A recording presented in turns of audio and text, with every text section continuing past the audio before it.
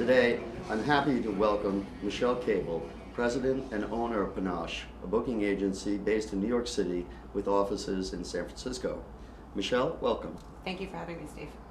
Michelle, what does a booking agent do? Well, a booking agent is the person who curates and organizes all of a band's live shows, whether it be a 2-week-long tour to a 12-week-long tour, a festival appearance, or a local show in their hometown, or an international appearance. And we also will organize a band for support tours where they'd be direct support for a larger band. And so we pretty much are the behind-the-scenes person who puts a band in front of an audience.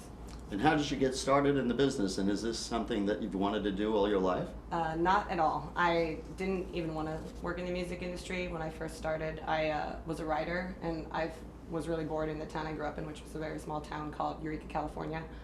And out of boredom, I started a fanzine, and I interviewed a lot of artists and musicians at different shows.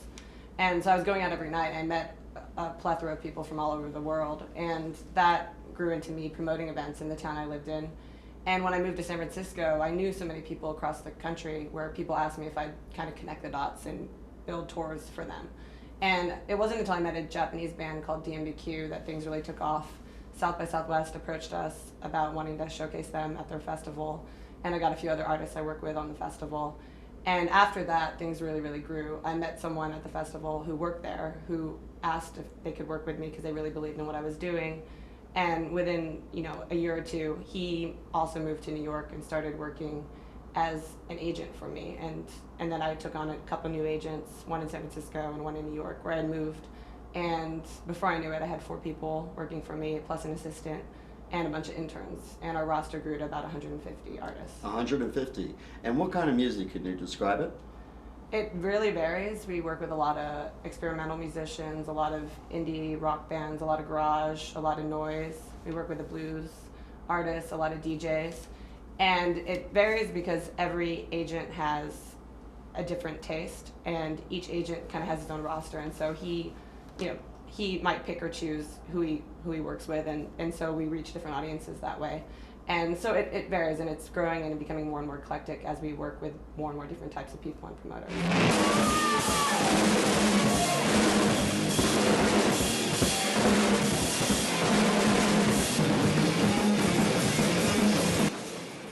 And talking about blowing up, what is the right point in a band's career to start contacting people like you? And what are you looking for in a new band? Well, it really varies. I mean, I only work with artists that I really, really respect musically and who I also respect as people. And I've been approached by bands in various ways. I mean, by labels and managers who approach me about working with them, or an artist will come to me directly.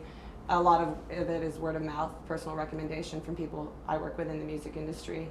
But I'm always looking for a band that, would like to tour a lot and wants to perform live a lot, because that's obviously what I work with.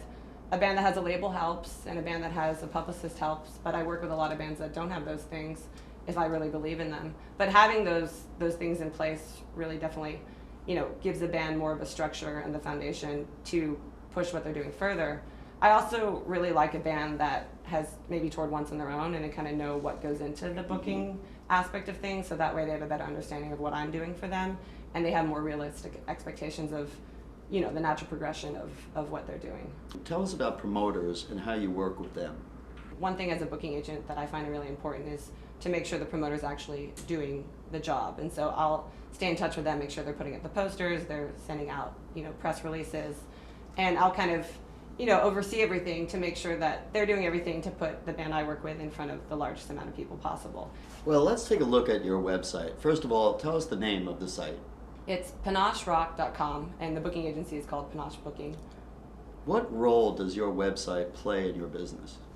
Well, it's a place where people can go and they can see all the artists we work with. All 150 or so of them are on there, and they can see all the tour dates, and they can see who to contact for promotional services like the publicist or the label if they need posters. There's high resolution photos that they can download so that they can have those for promotional needs. I also have a section called blogs where bands can write about their tours, and I have it so that it can be a little more fun and interactive for musicians to kind of capture what goes on day to day in their life. And then we also have an avail section, which is when the band is actually available to perform out. they might be available for festivals or to tour in the fall of 2010 or 2011. And it's kind of like ultimately what they're able to do in the upcoming year. And then so someone can go to the website and be like, okay, I like this band and I want to book them. But then they might actually see another band that they really like too and want to book them. And we have a lot of interactive stuff on the site with videos and MP3s that people can watch to give them more of a feel of the band's live show. And we try to have it be as involved and in-depth as possible. Are there any other sections of your website that you'd like people to take note of?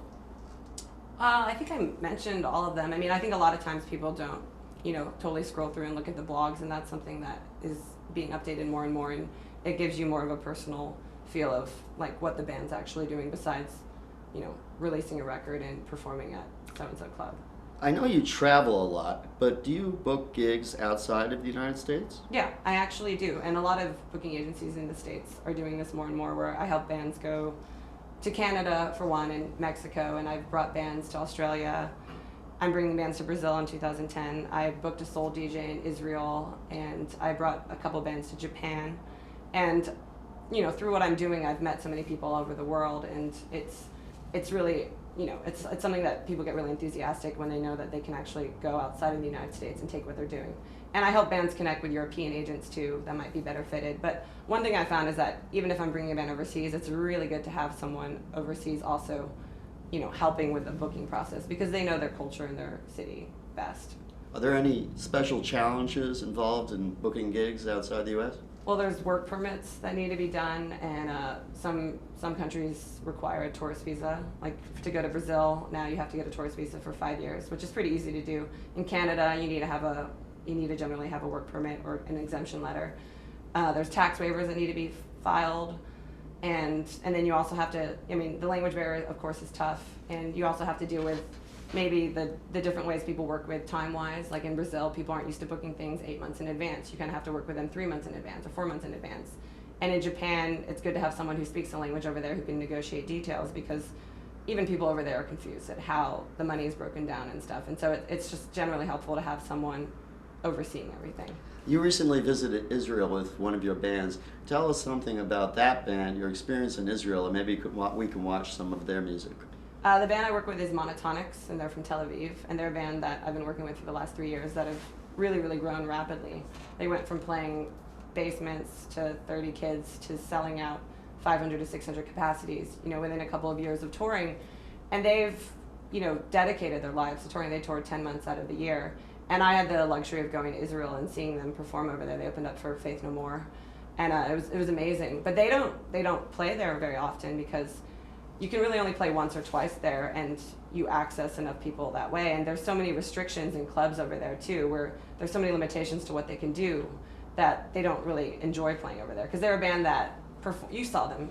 They're pretty colorful. Yeah, they pour trash over the audience, and they bring the drum kit, onto the floor, and they have people interact with it and play the cymbals while they're moving around. They used to light their cymbals on fire. They don't do that anymore. Well, let's see an example of it now.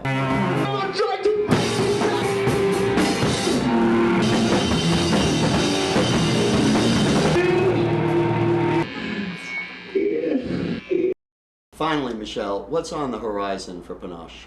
Well, it's going to be an exciting year. We are going to move offices, and I hope to have a couple of new agents in 2010, which means that we'll ultimately be adding more artists, because there's so many artists that approach me every day that I love, but right now everyone's hands are pretty full. And so in 2010, we're probably going to expand the roster, and a lot of the bands are going to be doing showcases next year. We're going to have 2 more South by Southwest showcases, and last year both of them were sold out, and we're going to have about 45 artists playing South by Southwest this year.